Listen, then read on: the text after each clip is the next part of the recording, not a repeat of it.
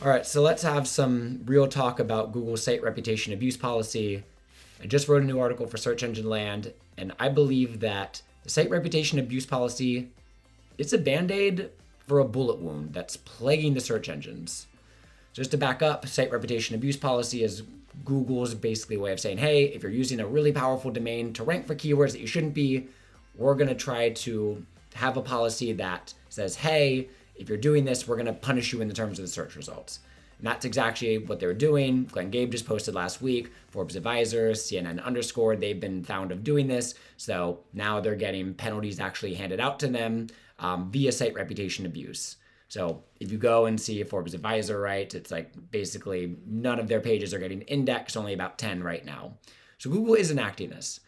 But the bigger problem is that these sites should have never been ranking in the first place. And Google doesn't really have an algorithmic way of detecting when sites are abusing their domains for parasite SEO.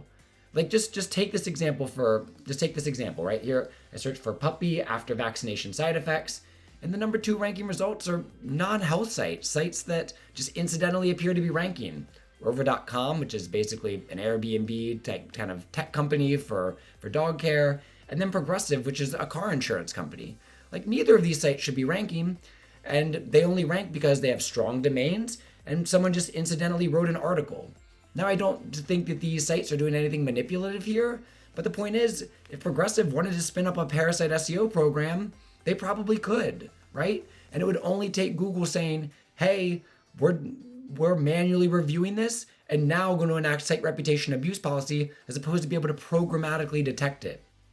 Travis Talent wrote a really great article or LinkedIn post where he said, hey, PNC Bank is ranking for Are Worms Considered Bugs? And once again, probably the big reason PNC is ranking is because they have a strong domain. So the real issue here is that Google with site reputation abuse is basically saying, in the short term, we don't have a solution algorithmically. So we need to have a policy that we can lean on if we manually detect or see that it's a big enough problem. But really, they cannot possibly take into account all of the times that a site that is ranking just because it has a high authority domain and not because they're an actual expert. So that's a much larger problem with the algorithm, something I write about in the article, some proposed solutions in order to how Google could fix this. But the bigger problem is Google really right now needs to lean on this policy, and it can only do it at a manual level. Google does not feel confident that they can programmatically demote sites that are abusing their domains for the site of ranking. So check it out, read the article. It's one of the reasons I think site reputation abuse policy is really just a short-term fix.